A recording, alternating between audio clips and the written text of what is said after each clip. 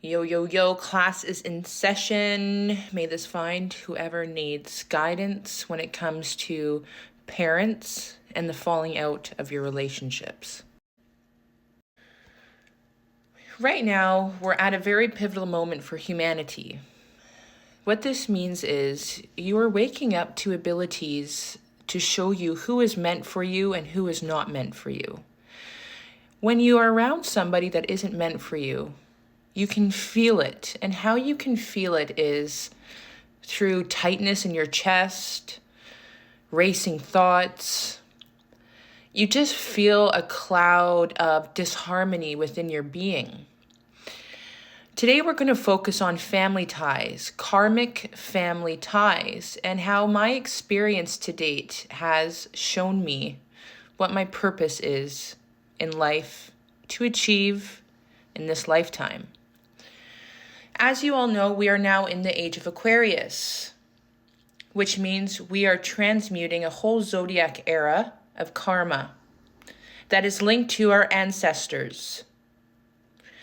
This karma, if this is you, you may have had a very horrible childhood. You may have had very closed off parents making you fight for love and attention. You may have had a parent that chooses siblings over you to gain more favor and more effort to get attention from that parent.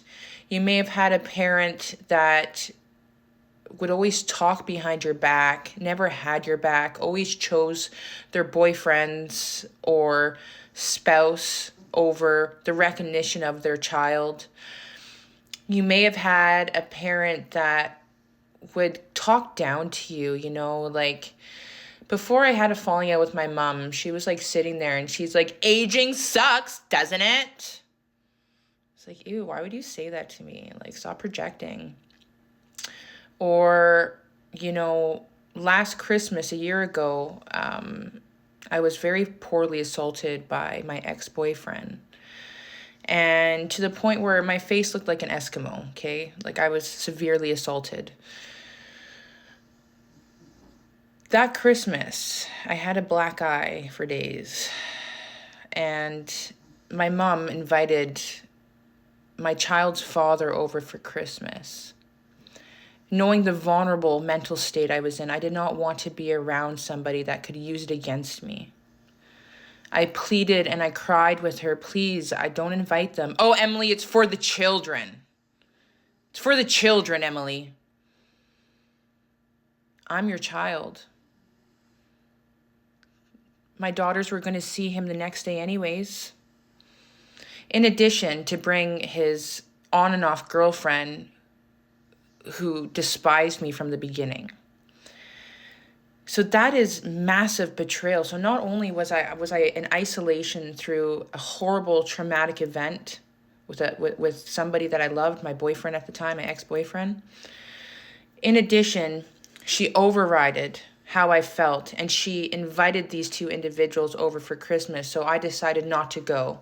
And then to paint me as the bad guy for not going because I didn't want to be humiliated in front of my ex and his narcissistic girlfriend. So that's been my whole relationship with my mom. It's always been just attacking me out of mean girl, envious energy. Is that you? She would choose siblings over us. Before my little brother Ben was born, Nick and my mom would always choose me over Nick because Nick was super defiant.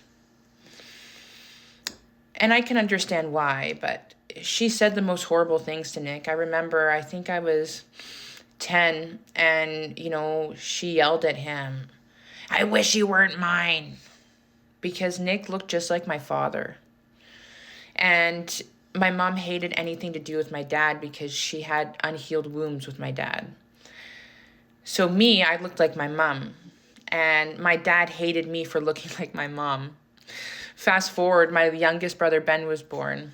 Nick, me, and Ben. And yeah, man, she just, when Nick was finally out of the picture, it was Ben and I. And she would always rub Ben in my face. She would always praise and give him love and affection in front of me, but never me. So eventually I got to my boiling point, you know, like fucking 33 years of trying to make it work with somebody, to the point where it just got gross, you know, like she's so hurt, and a lot of parents are hurt, right? Like they've grown up through how they were parented. And in addition, you know, my mom did admit to me one time when she was intoxicated that she did say to me, "I'm so sorry that I treat you this way. It's only how I knew to be treated." Okay, great. Man, some honesty. So my life to date has been severe rejection from both sides of what is supposed to love us and protect us and to lead us no matter what. This is why I believe I am a select few that must share the story of the exile of the karmics and the rise of the understanding that when we choose ourselves, we are free from the shadows that keep us binded to the past. We just completed a full zodiac wheel, okay? So the age of Pisces just ended. Now we're walking into the age of Aquarius, which means we must let everything go. When a parent is guilted by their past and hasn't worked on themselves to heal that version of them, they create a projection, which is an energy field. A projection of subconscious intentional emotions that can create blocks and power draining to the individual. Karmic parents either are jealous, hateful, envious, controlling, judgmental, in shame, or in grief from the unhealed child wounds and how they may have been raised. When we start waking up, we feel these projections and we naturally want to withdraw. When you withdraw from these connections, you are not only regaining your power and you're regaining your strength as an individual. I am a testament to this, okay? Right before Halloween, my mom and I had our final fight. The next day, she reached out to me and she's like, "Oh, Emily, I hate seeing you suffer. I hate seeing you suffer." Again, projecting. Her company just lost 80% of revenue, okay? She's got investigated by the Global Mail. In addition, she's never had a satisfying romantic relationship because she buys and she controls people. That is a negative power of manipulation. So when I fully withdrawed my power from her, I felt my power again. This is how sensitive this day and age is, okay? When you withdraw from karmic parents, you regain your power by healing the wounds, the projections that the karmic ancestors that were not able to heal through the current versions of your parents. This isn't going to be relevant for a lot of people, but this is a massive